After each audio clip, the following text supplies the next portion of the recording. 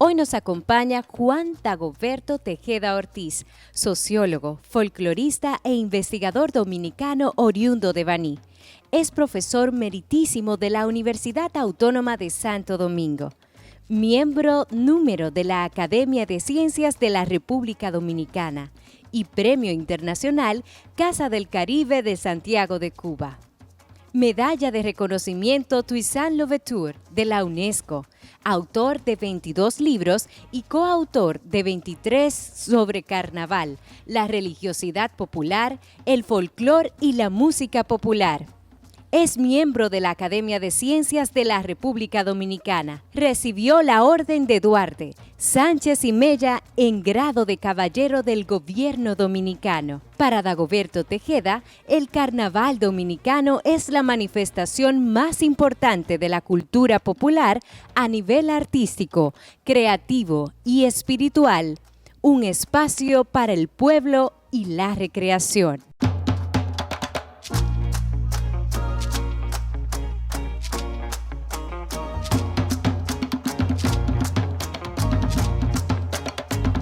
Felices de recibirles una vez más en este espacio. El Museo del Carnaval Vegano se complace en desplazarse en esta ocasión hacia la ciudad de Santo Domingo. Nos encontramos específicamente en el Museo Memorial a la Resistencia Dominicana para tener un encuentro educativo, afable y sobre todo donde pretendemos llevar hasta ustedes lo mejor en cuanto a este tema.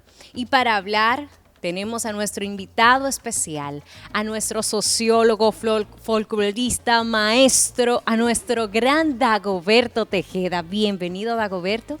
Aunque estemos en el Museo de la Resistencia, yo me siento en mi casa. El Museo del Carnaval de La Vega. Muchísimas gracias y así debe sentirse siempre, porque un hombre de carnaval siempre es bienvenido en nuestro museo. Hoy vamos a hablar de un tema muy especial y un tema de origen. Vamos a hablar un poquito sobre etnias que son responsables de la formación de la identidad dominicana y su incidencia en el carnaval dominicano. Pero me gustaría empezar, Dagoberto, explicándole a nuestros seguidores ¿a qué se refiere cuando hablamos de etnias? A nivel general en el país se ha confundido y se ha utilizado la sustitución de raza por etnias. Y eso es un error. Antropológicamente, sociológicamente, los grupos originales son etnias. Las etnias pueden convertirse en grupos, pero son etnias. Las razas no existen científicamente.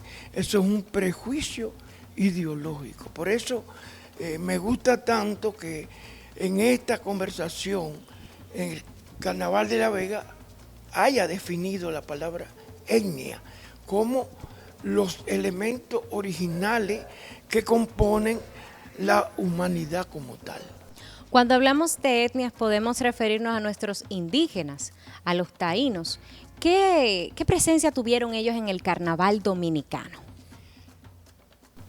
No solamente hablamos de la presencia indígena, porque no, la presencia indígena hubo una diversidad de grupos, de diferentes etnias, y por eso la más popular era la taína, que era la que teníamos en La Vega y teníamos en esta cercanía. Entonces, los habitantes originales de la isla no conocieron el carnaval. El carnaval es una manifestación europea y es traída por los españoles a partir del segundo viaje de Cristóbal Colón. El primer carnaval en la isla registrado a nivel documental es exactamente donde estamos, en esta zona colonial de la ciudad de Santo Domingo. Aquí comienza realmente el carnaval dominicano. A través de este espacio, Dagoberto, nosotros tratamos de llegar a los jóvenes y a los jóvenes de corazón también, que no son tan jóvenes físicamente, pero que siempre se renuevan cada vez que hablamos de carnaval. Cuando hablamos de esa llegada de los españoles, porque los indígenas, estas etnias, no conocían de carnaval, ¿nos pueden mencionar algunos elementos que llegaron en esa segunda venida? O sea, quizás algunos elementos carnavalescos que hoy podemos reconocer. Aquí donde estamos, en la zona colonial, uno dice, la zona colonial, eran 8, 10, 15 cuadras. Yo me paraba aquí y veía dónde terminaba, dónde comenzaba el mar, por ejemplo. Entonces, la zona colonial era pequeña, había mucho control social, no había muchos centros de diversión. Cuando comienza el ciclo azucarero, que el ciclo azucarero convirtió a familias tradicionales españolas en ya ricas, entonces él en ese proceso de control social, el carnaval era una catarsis social. El carnaval era lo que permitía realmente poder romper las ataduras cotidianas y tú ser libre. Entonces, muy sabiamente, la gente en el periodo colonial comenzó a coger diversas fechas para hacer carnaval. Habían por lo menos 8 fechas del año que había carnaval. Había carnaval después de la cuaresma, antes de la cuaresma, en Canestolenda se llamaba. Había carnaval para el día de San Juan Bautista, el día de las Mercedes, el día de la fundación de la ciudad en agosto. O sea, había carnaval para poder expresar todo lo que se le impedía cotidianamente. Por eso era una catarsis y por eso era una necesidad el carnaval. Esta necesidad a nivel temático trajo quizás personajes, elementos, vestuarios. ¿Desde qué momento empezamos a ver en este carnaval tradición en cuanto a vestuario, a elementos? Llegan de España varios personajes. La mayor parte han desaparecido. Hay otras que se mantienen y que hoy han sido transformadas y modificadas por la capacidad creadora del pueblo. Por ejemplo, la muerte es un personaje que llega con los españoles. Los diablos llegaron con los españoles, pero los diablos que llegaron a la ciudad colonial eran unos diablos con una máscara mefistofélica medieval, donde tenían, era un mameluco completo con un rabo. Los colores fundamentales eran el rojo, el amarillo y el negro. Esos diablos se fueron transformando, como ocurrió en La Vega, como ocurrió en la ciudad de Santo Domingo y en el país entero, porque el diablo que vino con los españoles es el personaje central del carnaval dominicano. En diferentes lugares recibe nombres diferentes. La Cachúa de Cabral, en Santiago, es decir, en La Vega, recibe nombres diferentes, pero el personaje es el mismo. Tenemos otros personajes, como por ejemplo Gigantes y Cabezudos. Eso era la reproducción de unos muñecos, los gigantes bien grandes y los cabezudos eran pequeños, eran enanos. Pero ¿qué pasa? ¿Qué significado tenía a nivel social? Que a los funcionarios que se criticaba que no cumplían con todo, se reproducían en esos personajes. Como cada vez los funcionarios eran más malos, los fueron eliminando y desaparecieron del carnaval dominicano. Pero ahora podemos ver, por ejemplo, en nuestro Carnaval de La Vega, siempre tenemos actores que personifican funcionarios. Por ejemplo, tenemos muy famoso Fidel Castro y teníamos un Balaguer que de verdad que los turistas disfrutaban de tomarse fotos. Quizás podemos decir que esta modificación y esta expresión siempre va a estar dentro del carnaval y también las denuncias sociales dentro del mismo. Es que el carnaval, desde que se convirtió en una reivindicación popular, es subversivo. Todas las manifestaciones del carnaval siempre son parte de una crítica social. En ese sentido, la virtud del carnaval es ser un espacio que posibilita la entrada, primero, de manifestaciones a nivel de la cultura popular que están prácticamente extinguidas casi y que no tienen espacio ya, pero el carnaval se lo permite. Eso pasó con las comparsas de los indios. Los indígenas no conocieron el carnaval, pero llega un momento después de la restauración que la presencia indígena es una reivindicación, una respuesta de la identidad con relación a la presencia española. Entonces, aparecen y surgen los indios en un espacio del carnaval cuando ya en el país no hay indios.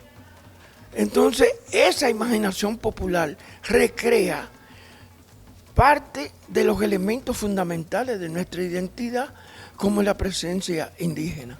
Aquí, en la ciudad de Santo Domingo, hubo la comparsa más extraordinaria. Se llama Los Indios de San Carlos.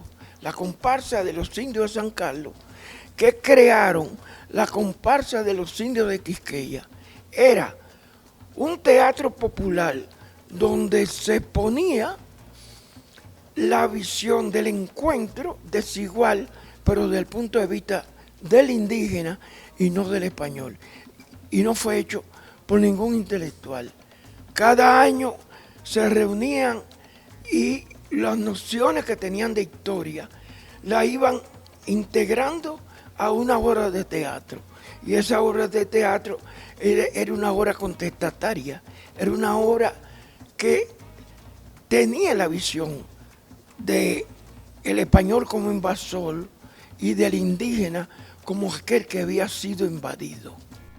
Hablar de carnaval es hablar de historia, es sumergirnos a mundos desconocidos quizás, pero no tanto, porque nuestro ser siempre va a estar conectado a esto. Ustedes no se muevan, continúen conectados con nosotros desde el museo.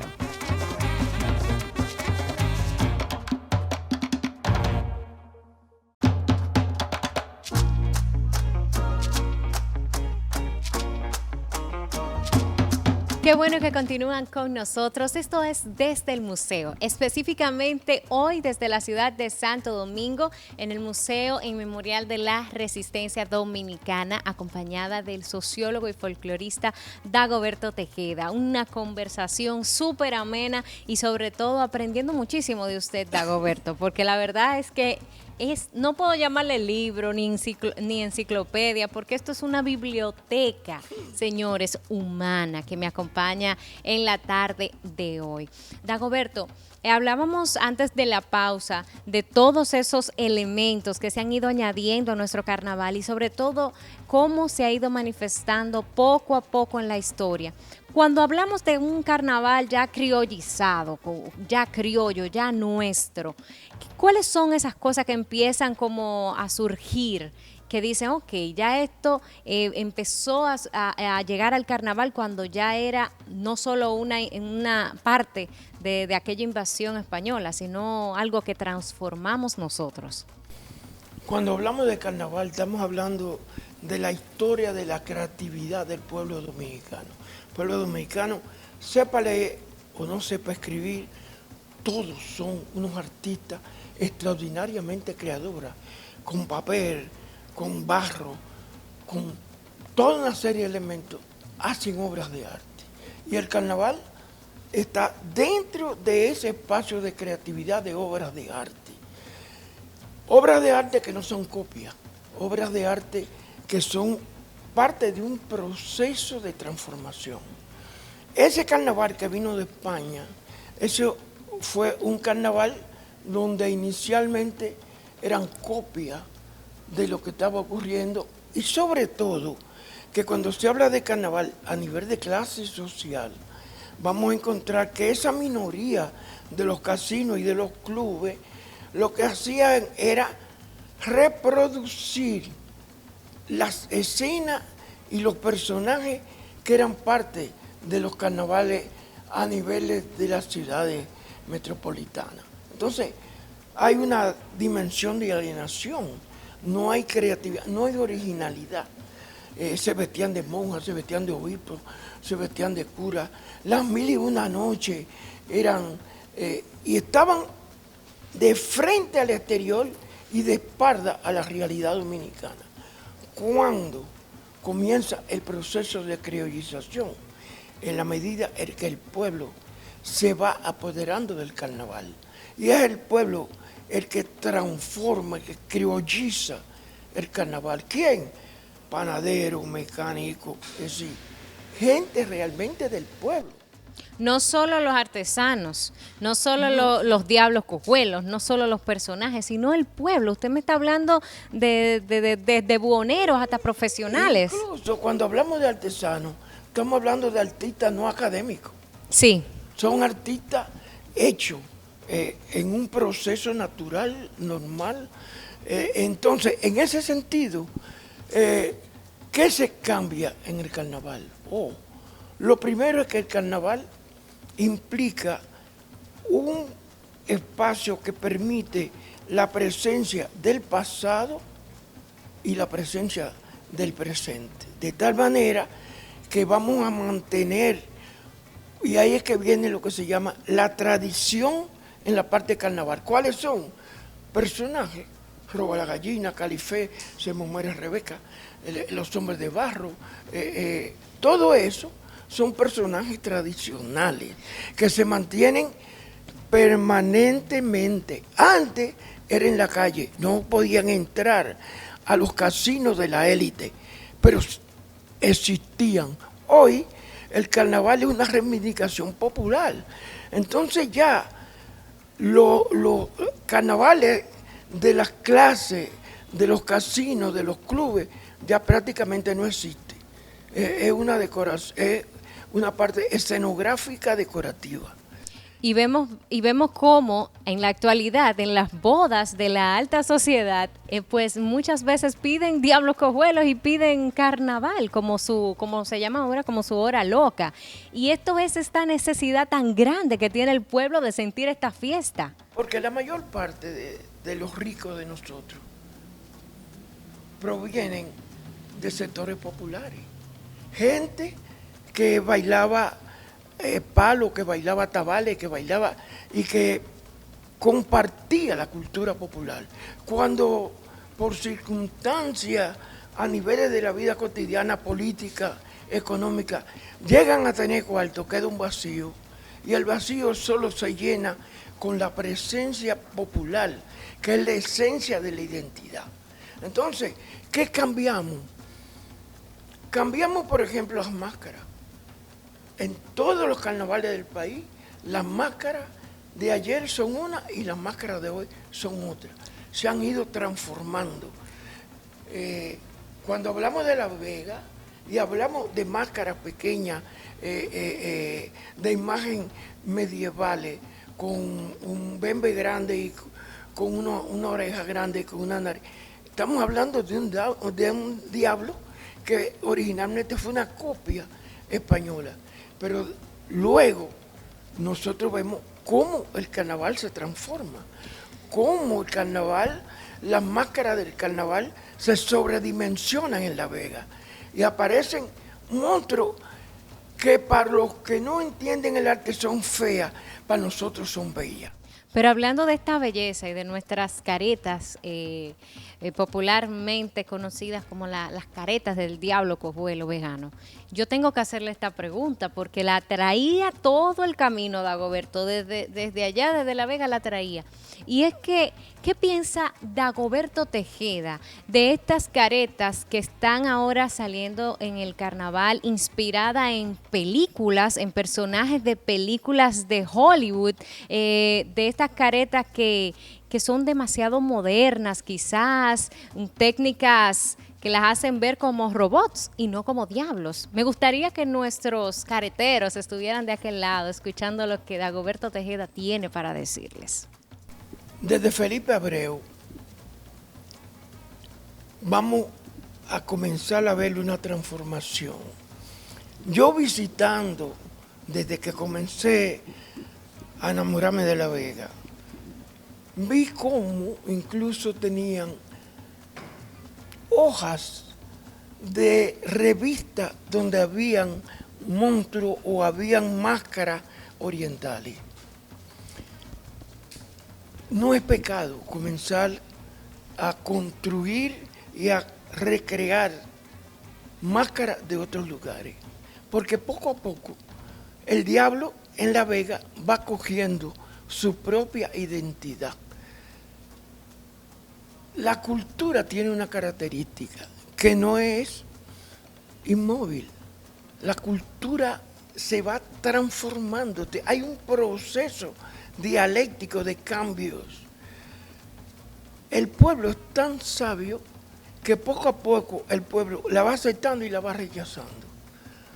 No podemos decir ni condenar a los artesanos hoy en La Vega y decir, no, esas máscaras están desnaturalizadas. Bueno, tan naturalizada si la llevamos a la época en que había máscaras pequeñas. Hoy hay otras. Ayer no había celular, hoy tenemos celular, hoy tenemos toda una cantidad de cosas totalmente diferentes que hacen que necesariamente las referencias sean diferentes. Yo soy de los que creo que La Vega ha tenido un proceso particular. Y ese proceso particular pasa como en el merengue, como en la bachata, como en todas las manifestaciones culturales, que comienzan de una manera y se van poco a poco transformando. Yo rechazo mucho más lo que imitan la máscara de La Vega, que cuando tú pasas, por ejemplo, por carnavales inclusive cercanos, tú no sabes cómo, si está en La Vega o si está en otro sitio, pero tú estás en La Vega porque esa es la identidad de La Vega. Por ejemplo, la gente de Bonao comenzó su carnaval a partir después de la década de los 60, 70, 80, por ahí, comprando las máscaras que terminaban y que del carnaval que había terminado en La Vega, y lo compraban para llevárselo para Bonao. Pero de un momento a otro ellos se dieron cuenta que esa no era su identidad y comenzaron, por ejemplo, en Bonao hay una marca que llaman las arañas peludas. Entonces ellos comenzaron en la búsqueda de su propia máscara y su propia identidad. Y eso yo lo que creo que es un proceso normal en la dinámica cultural de los pueblos nuestros. O sea, no puede haber anatema ni condenar, ni que La Vega que vuelva a ser como era antes. No. Lo que se pueda quedar de lo que era antes, que se quede. Y lo nuevo que llene las expectativas populares, que se quede. El pueblo es muy sabio y yo creo en el pueblo. Es un deleite conversar con Dagoberto Tejeda, folclorista, socialista. O sea, yo no entiendo, yo estoy sumergida ahora mismo en un libro grande de historia dominicana y sobre todo carnaval. Ustedes no se muevan porque continuamos con más.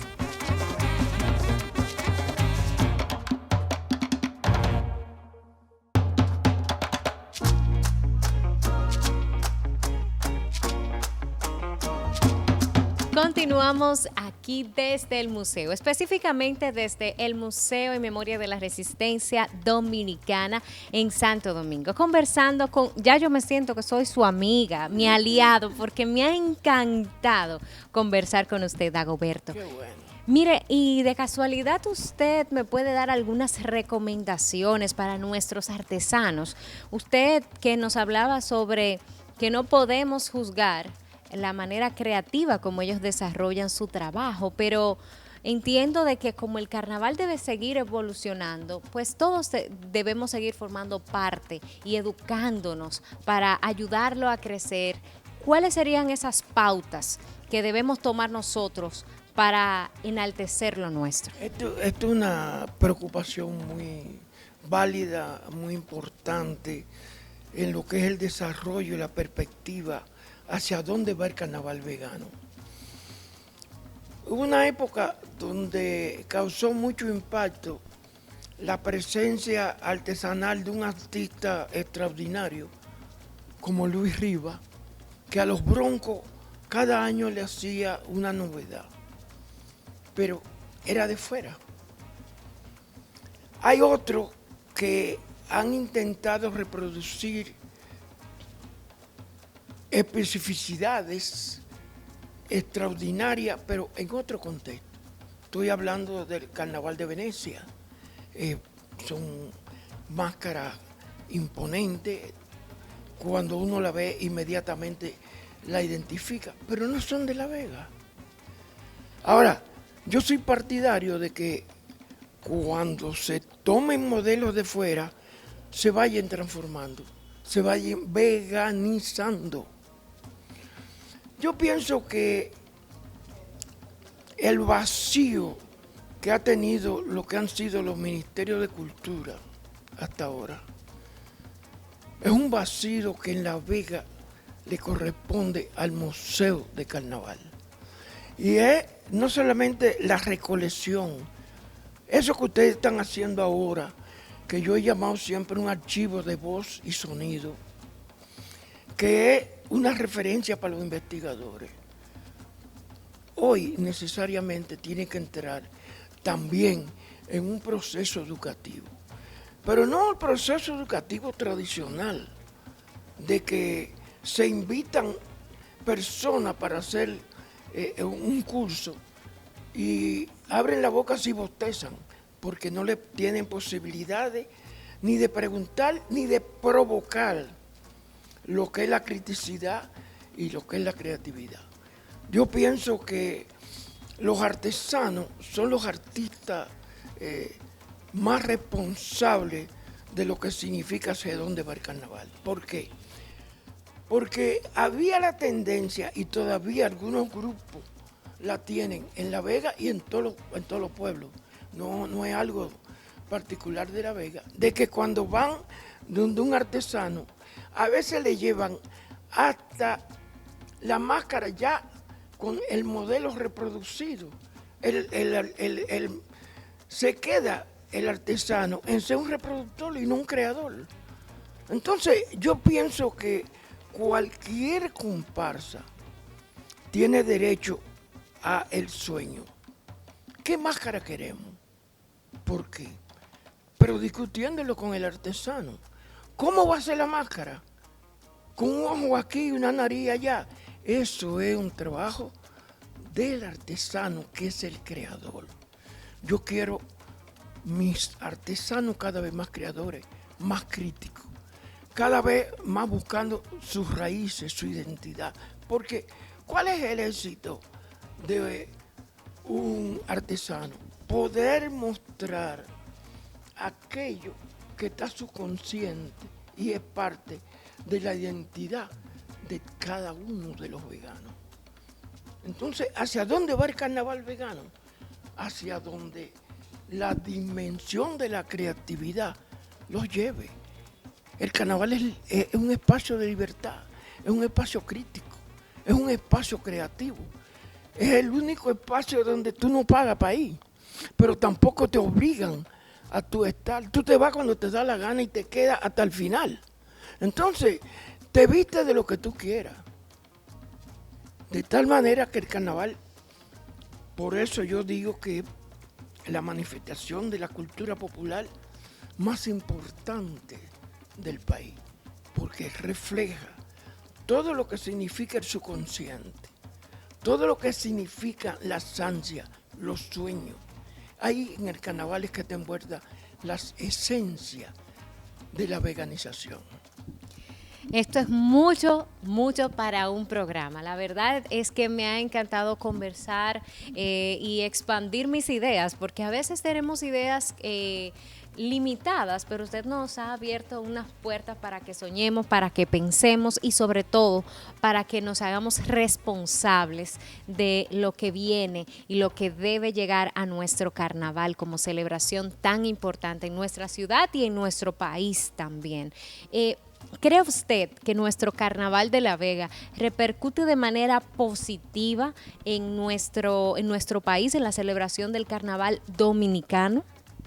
No hay duda de que a los veganos hay que darle el mérito, no solamente de que las cámaras legislativas hayan definido como patrimonio de la nación al carnaval vegano, sino que los veganos han tenido la osadía, la creatividad y la visión de convertirlo en el carnaval realmente con mayor definición de invitación hacia lo que significa tenemos que ir a ese carnaval. O sea, mercadológicamente La Vega ha sabido y hay que darle el mérito de convertir una manifestación particular en una manifestación de interés general.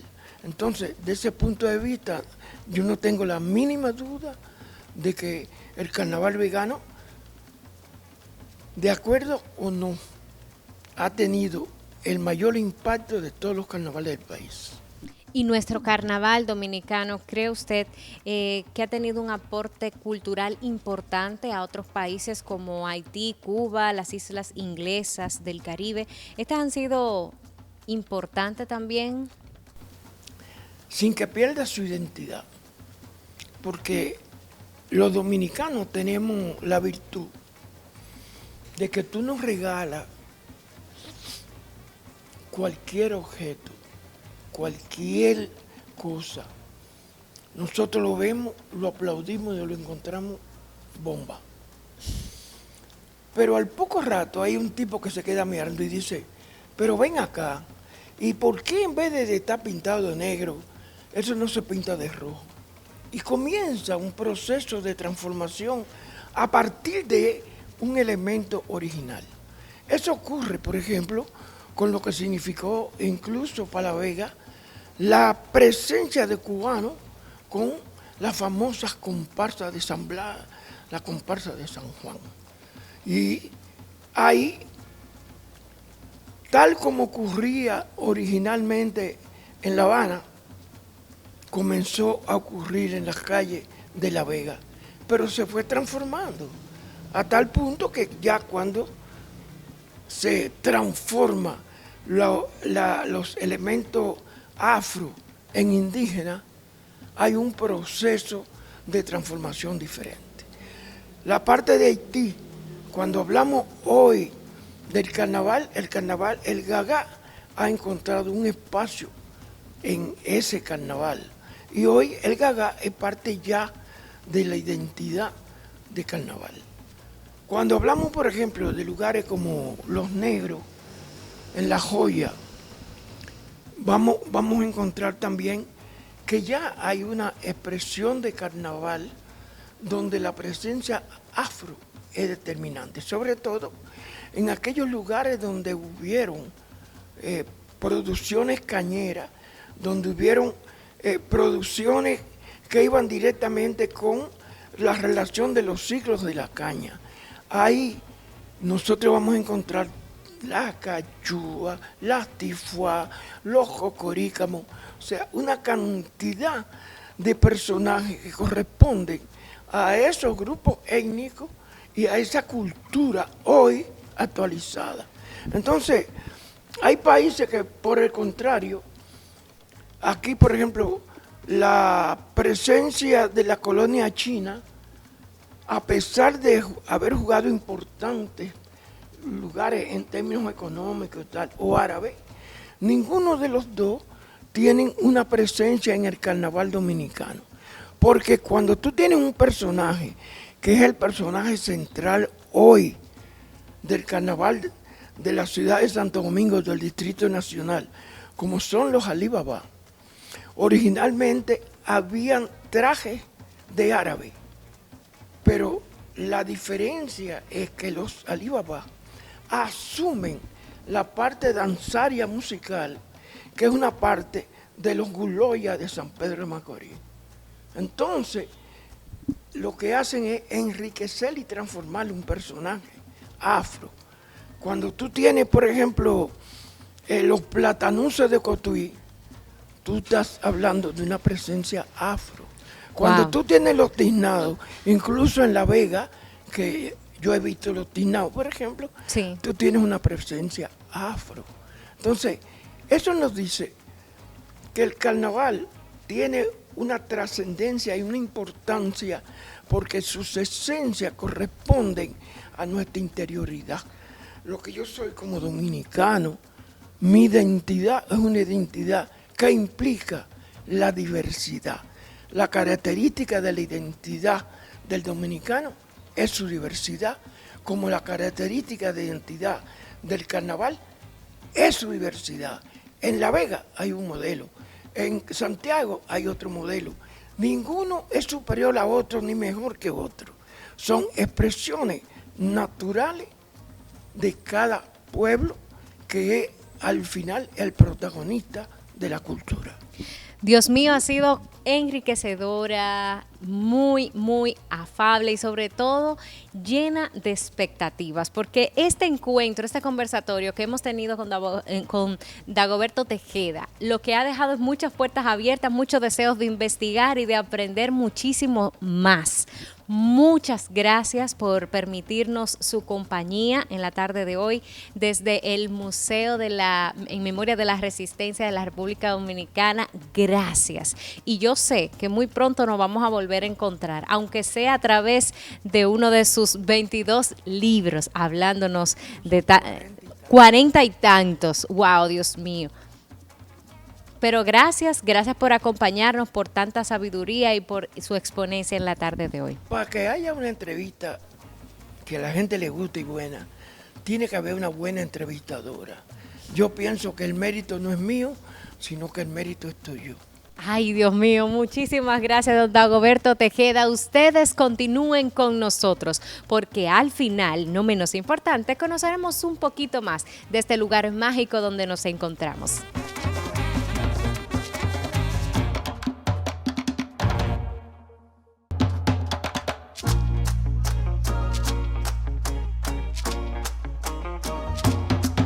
Luisa de Peña, directora del Museo Memorial de la Resistencia, diseñadora de interiores, con una especialidad en gestión, economía y financiamiento de la cultura en el área de museos, especialidad en historia del arte, posgrado en museología y maestría en museografía.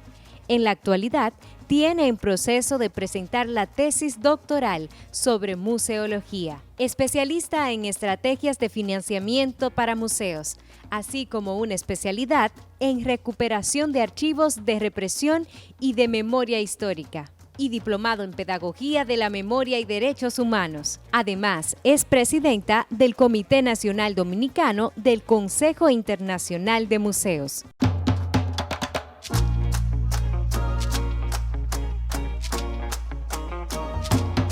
Estamos felices de encontrarnos en este lugar, precisamente en el patio de el Museo Memoria de la Resistencia Dominicana. Y aquí a mi lado, la ya presentada, talentosa, la directora de este Museo de la Resistencia. Bienvenida, Luisa, a Desde el Museo.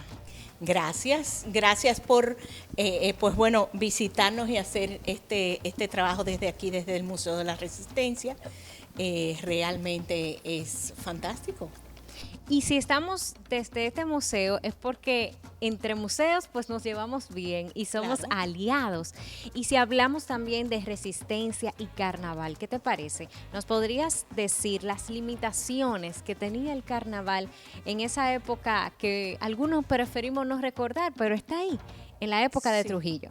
Sí, bueno, como todo en el país, el carnaval era controlado. Los que se disfrazaban, pues eran numerados e identificados. El carnaval se hacía para alabar a Trujillo, como todo lo que se hacía. O sea, no era una expresión libre y abierta como es hoy en día, y como siempre ha debido ser, y como era antes de la dictadura y como es en otras partes del mundo. Aquí era controlado, era restringido, como todo en la dictadura, y pues inclusive si había cosas que no eran del agrado, pues bueno, podía llegar a sufrir los rigores del régimen de la dictadura. Nosotros en La Vega, los Diablos Cojuelos también tenían esas restricciones, no solo en el Gran Santo Domingo, también en las mascaradas. ¿Cuáles eran esos espacios donde la resistencia se mostraba? ¿Había o hubo en algún momento una muestra muy clara de resistencia dentro del carnaval? Bueno, como expresión popular siempre pues busca la forma de sacar una serie de frustraciones y eso, pero el expresar resistencia abiertamente en un carnaval era sinónimo de apreciamiento y muerte, o desaparición. Eso no era aceptado. Luego, pues bueno, estaban las fiestas de disfraces, en los clubes sociales, básicamente, donde pues la gente era conocida, el que se disfrazaba pues era conocido porque era por invitaciones, y también igual era controlado.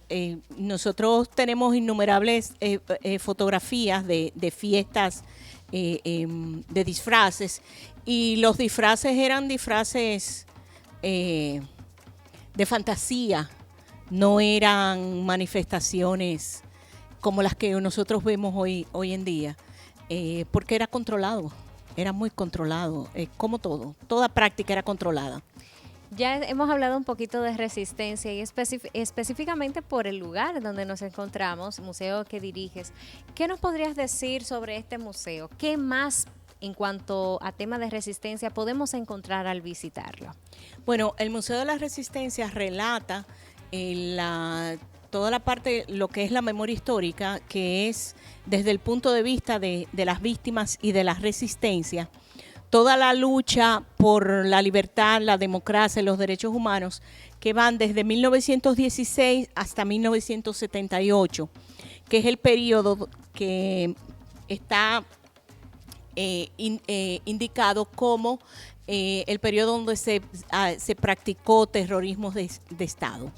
Entonces nosotros, a través de esa historia, de un hilo conductual cronológico, pues relatamos los movimientos de resistencia, algunos personajes de resistencia y toda esa lucha del pueblo dominicano en general por alcanzar la democracia, que finalmente pues se alcanza después del 78, cuando se saca al último presidente de la dictadura de Trujillo, que es Joaquín Balaguer, que tenía su propia dictadura.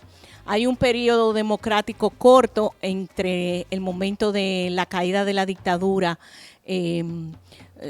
alrededor de 2 años hasta el golpe de Estado, pero que no califica como una transición plena a la democracia, porque precisamente fue interrumpido. Entonces, en el museo nosotros encontramos ese relato cronológico, pero más que nada, el museo lo que hace es educar y concienciar en derechos humanos y en valores democráticos. Nuestro objetivo es que todo aquel que camine el museo no solamente conozca el sacrificio de la resistencia, sino que entienda el costo de la democracia y empiece a valorarla como tal, pero también que pueda tener conciencia y fortalecer la responsabilidad ciudadana individual que tenemos cada uno de nosotros en mantener un sistema de respeto, un Estado de Derecho, donde pues todas las personas, todos los ciudadanos pues tengan igualdad de oportunidades y pues puedan convivir en paz y con sus derechos, tanto sociales como económicos y cívicos, bajo respeto. Este lugar está hermosísimo, su estructura realmente es muy agradable. Me encantaría compartir nuestra ubicación para nuestros amigos que nos acompañan a través de Ready Television y también en nuestro canal de YouTube del Museo del Carnaval Vegano para que también vengan a hacer el recorrido que estoy a punto de hacer. Claro. Bueno, nosotros estamos ubicados en la ciudad colonial de la ciudad de Santo Domingo, en la calle Arzobispo Noel, número 210. Es muy fácil de llegar realmente. Y pues estamos aquí abiertos. Ahora con la pandemia tenemos un horario especial y las visitas de grupo deben hacer cita para pues uno poder mantener el control del distanciamiento. Pero estamos aquí abiertos. En este momento estamos abiertos al público de jueves a sábado, o sea, jueves, viernes y sábado, de 10 de la mañana a 5 de la tarde. Ya pues más adelante pues abriremos en horario completo ya la semana entera, pues poco a poco. ¿Y en las redes sociales podemos encontrar el museo? Claro, nosotros estamos en Facebook, estamos en Twitter, estamos en Instagram, tenemos un canal de YouTube, tenemos una página web www.museodelaresistencia.org. O sea que estamos más activos en las redes sociales y virtualmente que presencial, algo obligado por la pandemia, ¿no? Pero pues nada, vamos aumentando cada vez más nuestras actividades presenciales, pero sí tenemos talleres virtuales, conferencias virtuales, a las que pues los que nos siguen en nuestras redes sociales, ya sea Facebook, Instagram o Twitter, pues podrán mantenerse informados de todas nuestras actividades. Muchísimas gracias, Luis, a ustedes. Gracias. Para que conozcan un poquito más de el Museo en Memoria de la Resistencia Dominicana, temas de resistencia en diferentes escenarios de nuestra historia, pues vamos a seguir estas cuentas oficiales y a ir a su página virtual y ahí ver los talleres a disposición. Muchísimas gracias por recibirnos, por abrirnos las puertas al Museo del Carnaval Vegano. Esto es Desde el Museo y ha sido un placer para mí acompañarles. Steph Saldívar en esta ocasión. Hasta la próxima.